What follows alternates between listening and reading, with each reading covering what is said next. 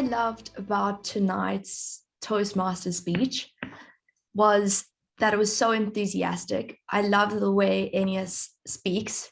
He's always so enthusiastic about Toastmasters, and he really encourages everyone to get involved. And just the way he talks is so exciting and invigorating. The second thing I really enjoyed about tonight's Toastmaster speech is he continually brought up this idea of don't focus on the big picture, focus on the tiny, small habits. And I think that's such a crucial thing to focus on when you're trying to make progress in your life. It also speaks to the ethos of Toastmasters being a club and a group of people that are trying to better themselves by doing small things, by showing up for meetings, by trying to be better speakers, by trying to be better leaders. And that whole ethos that he spoke about, showing up, doing tiny things, really cemented that point and that topic in Toastmasters. And the third thing that I really enjoyed about Enias's delivery was that he looped it back to the beginning of the year when he did Atomic Habits. I think that was really awesome. It's a great way to show that this is a recurring theme for him and that it's a recurring theme in Toastmasters. It's a great way of bringing everything full circle and making the topic tonight feel very purposeful. Thank you so much.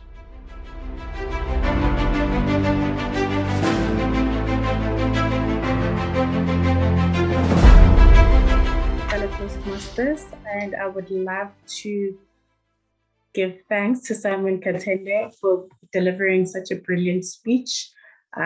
Firstly, I love how your use of body language, each time you deliver, this is something I've noticed over the past few meetings. Whenever you deliver speeches, you stand right up and you engage your audience. It almost feels like I'm in the room with you, which is amazing.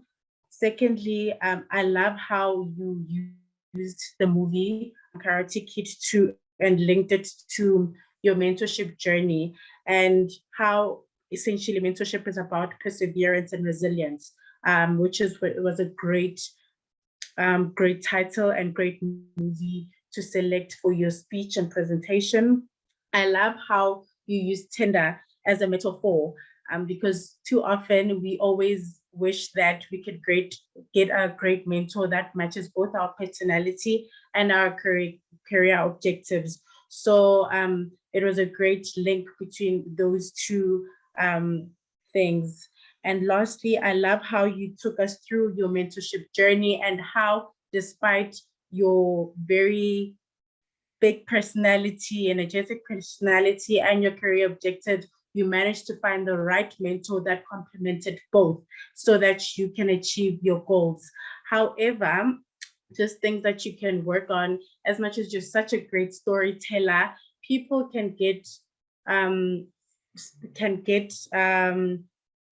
don't get too carried away with your storytelling. People can get lost while you're speaking because you have such great energy, you're just very hyper. So you seem like the type of person that you get so passionate into things that you sway away from the main objectives. So try to find a way to manage both, using your great storytelling and also stick to what the goal, what you aimed to deliver. But overall, it was a great speech. Thank you.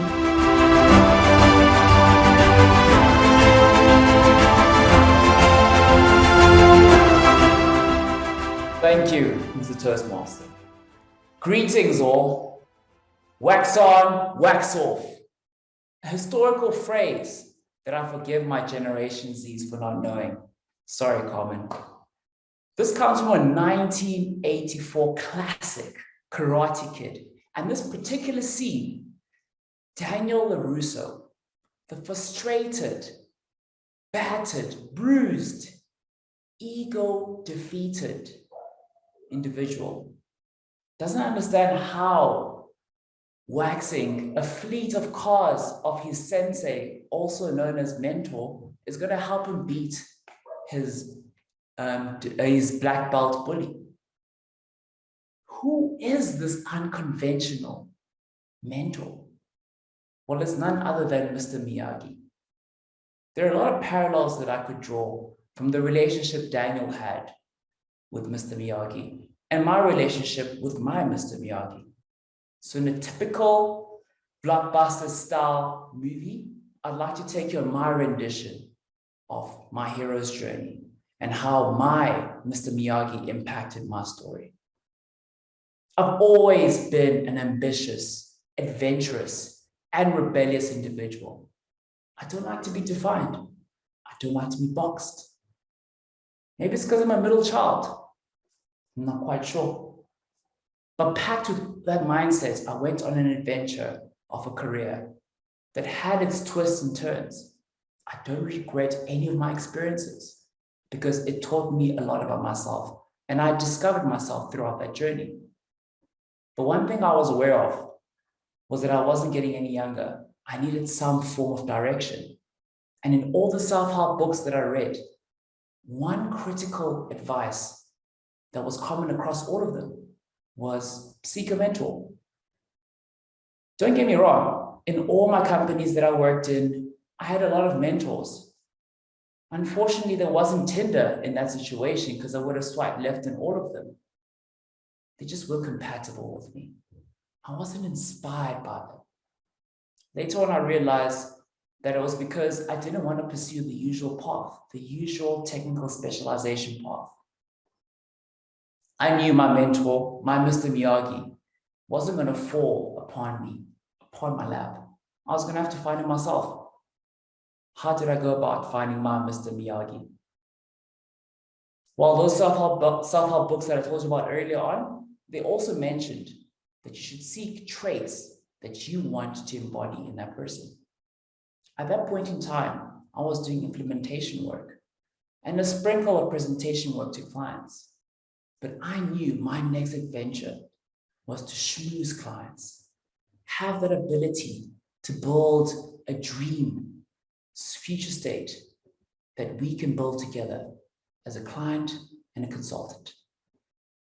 I was fortunate to see my Mr. Miyagi in action and his ability to make strangers instantaneously love him. I yearned for that. I wanted to have that ability, that charisma to sway clients to believing into my vision and also solving their problems. That's what's important to me. Fast forward to our first meeting where I had my first wax on, wax off moment. So my mentor instructed me with the following homework.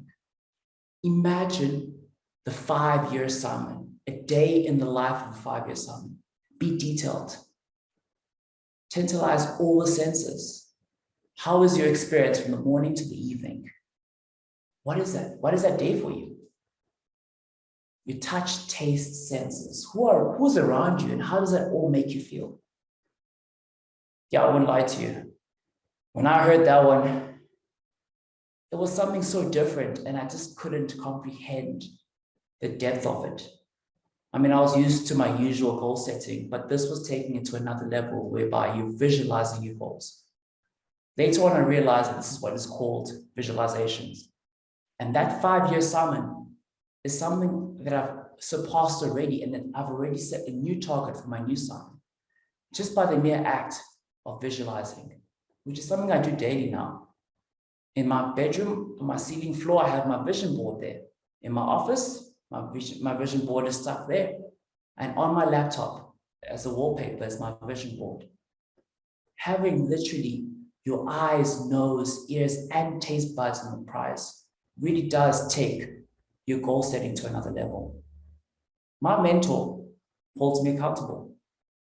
We have scheduled meetings on a monthly basis. And even with that, I still manage to procrastinate and leave it to the last day to do my homework. Nonetheless, systems are in place to ensure that I don't let my mentor down, but most importantly, I don't let myself down. So it turns out my mentor is also my boss. Hasn't always been that way. But one thing that people do mention is that there could potentially be a conflict of interest. I mean, I do understand that, and that's why it's important for one to have more than one mentor. Did it accelerate my transition into sales? maybe not, wouldn't know. But one thing I do know is that you get out what you put in. It's so important to be intentional about your mentorship. Do things such as prepare questions beforehand for your mentor meetings. Make sure that you have some retrospective feedback about how you've been since the last engagement. And make sure before your meeting ends that you have some form of homework that you can provide to your mentor. So to wrap this all up, wax on, wax off is seemingly unrelated tasks that your mentor provides you that turns out to be lifelong lessons. Just like how with Daniel LaRusso, it actually taught him how to defend against oncoming attack, but most importantly, the resilience and discipline that's required to achieve anything in life.